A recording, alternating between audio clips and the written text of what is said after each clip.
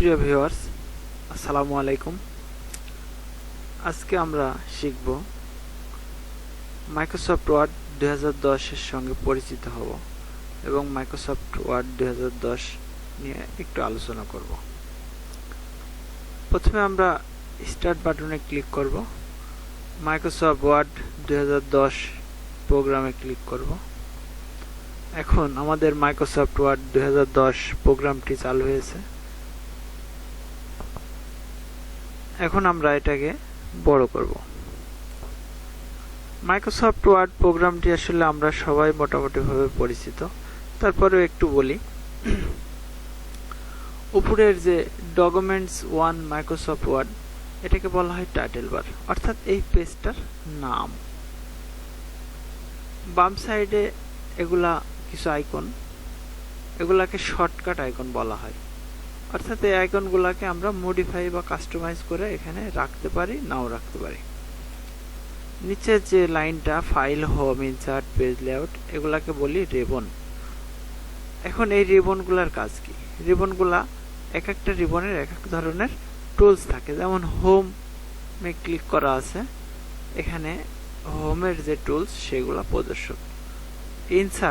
ইনসার্টের ভিতরে আমরা অনেক ধরনের টুলস পাবো। পেজ লেআউটের মধ্যে আমরা অনেক ধরনের টুলস পাবো। রেফারেন্সের ভিতরে অনেকগুলো পাবো। এরকম প্রত্যেকটা রিবনের মধ্যে আমরা টুলস পাবো। মূলত আমাদের যেগুলা বিশেষ প্রয়োজন কাজ, যেমন হোমে যে টুলসগুলো, এগুলা বিশেষ প্রয়োজন। ইনসার্ট কোনো কিছু বসানোর জন্য এগুলোও বিশেষ প্রয়োজন। পেজ লেআউট, পেজ সেটআপের জন্য বা মার্জিন, পেজ বর্ডার ইত্যাদি কাজের জন্য এই রিবনটা ব্যবহার করা হয়। এখানে আমরা একটি রোলার দেখতে পাচ্ছি। এদিকে একটা রোলার, একটা হরিজন্টাল এবং ভার্টিক্যাল রোলার। এই রোলারের সাহায্যে আমরা পেজটাকে সাজাতে পারি। নিচে যে সাদা পেজটা, এটা আমাদের মূল পেজ। এই পেজটার ভিতরে আমরা লিখব। এখানে যে দাগটা দেখা যাচ্ছে, এটাকে আমরা মার্জিন বলি বা পেজ বর্ডার, পেজ মার্জিন বলি। অর্থাৎ এখানে যে একটি কার্সার আইকন, এটা কার্সার, এখান থেকে লেখা শুরু হবে এবং এখানে লেখা শেষ হবে। আমরা পেজের নিচের দিকে যেতে হলে এখানে স্ক্রল বার আছে, এটা ধরে টানলে আমরা নিচের দিকে আসতে পারি।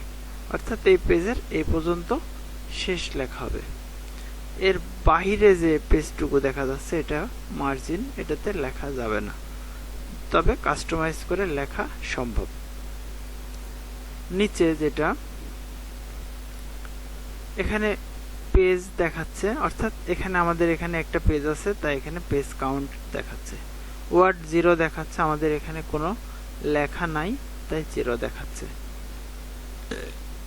এবং এখানে প্রিন্ট লেআউট, এগুলা উপরের আইকন আছে, তারপরে এখান থেকেও কিছু কাজ করা যায়। এটা জুম, পেজটাকে ছোট বড় আমরা করতে পারি, এজন্য এটা আমরা ব্যবহার করব। এখন আমরা জাস্ট পরীক্ষার জন্য এখানে একটি ওয়ার্ড লিখব।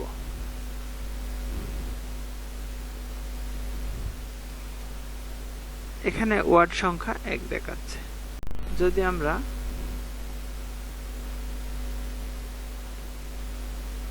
এখন আমাদের 2টা দেখাচ্ছে। এই ছিল আজকের আলোচনা। পরবর্তীতে আমরা প্রত্যেকটা রিবনের বিষয়বস্তু নিয়ে আলোচনা করব। ধন্যবাদ। আসসালামু আলাইকুম।